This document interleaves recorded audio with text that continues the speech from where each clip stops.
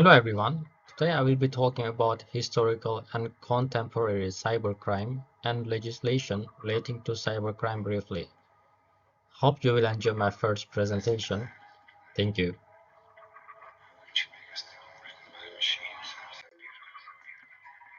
Cybercrime is any cybercrime that involves using digital devices or internet. This crime can cause financial or social damage around the world. There have been many cybercrimes in the early years of internet, but nowadays cybercrime becoming a much more serious threat as it is having a bigger impact and spreading more rapidly. They attack our communication, health, education, and financial systems.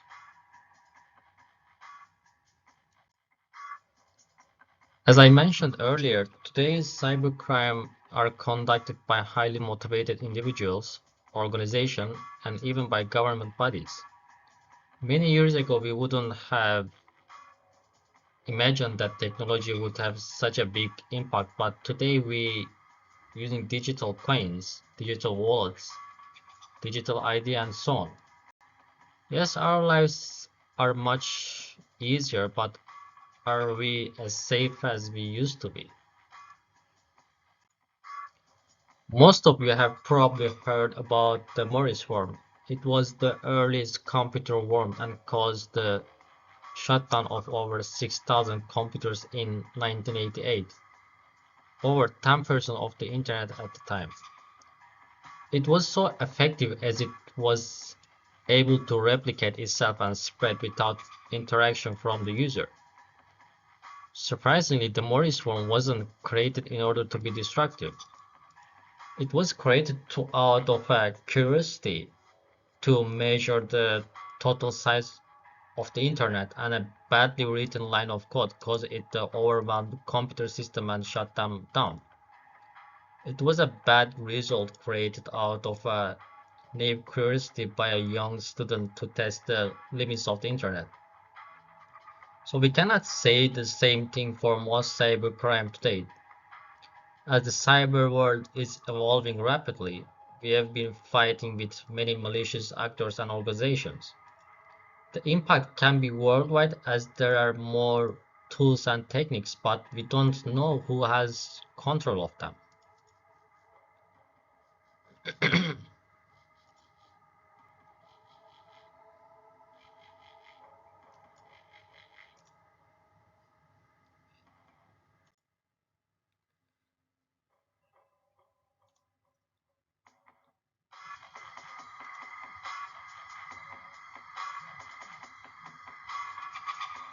After all this change, we now get notification when there is a data breach or personal information compromised. We have more awareness of the internet and data security. We have more resources to learn how to keep ourselves more secure.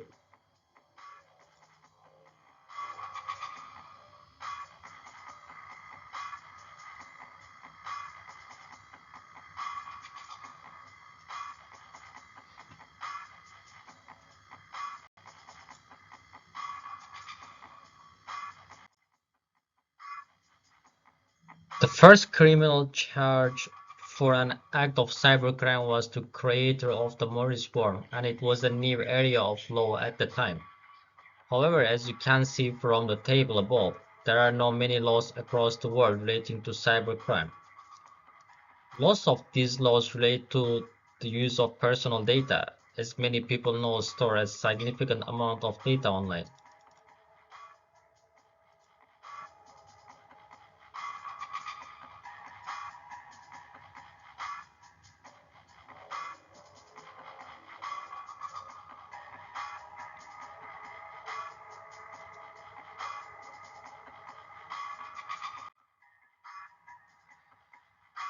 It's difficult to have a stable set of legislation as the digital world is changing so fast and law quickly becomes out of date. For example, the misuse of data currently doesn't cover AI. This could be considered unfair to artists whose work is used as data by AI to create fake pictures. Do you think this is fair? If we make laws now, the technology may already have changed by the time they are put into practice. Perhaps we need to start making laws for technology that could exist but doesn't yet exist, and what technology should be illegal to develop and research.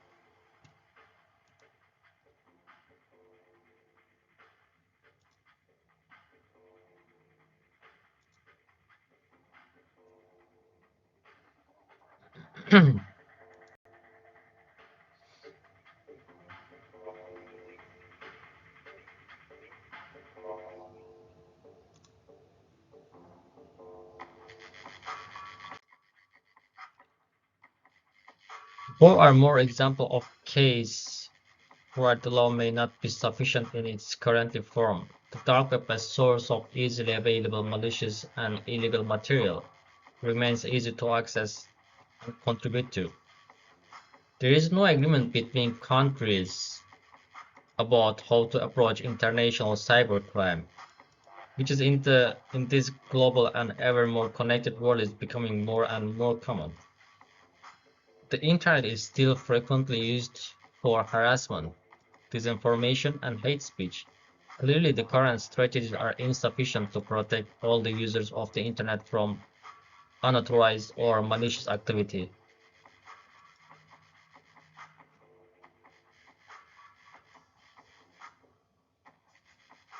Here is some question that we can ask ourselves or like just to criticize the current legislation and regulations.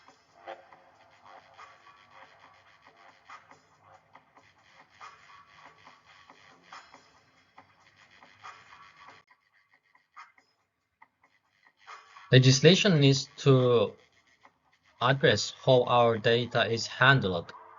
Often there is no transparency about what data is being collected and how it's used. It can be used for AI, which can utilize a person's creative, original ideas to produce uncredited reworking of their art. It can be used to create misinformation, especially now deepfakes are so common and this misinformation will spread much faster than it has ever done in the past. Finally, corrupt governments may use the internet to control its population, spy on them, or control which media they can see.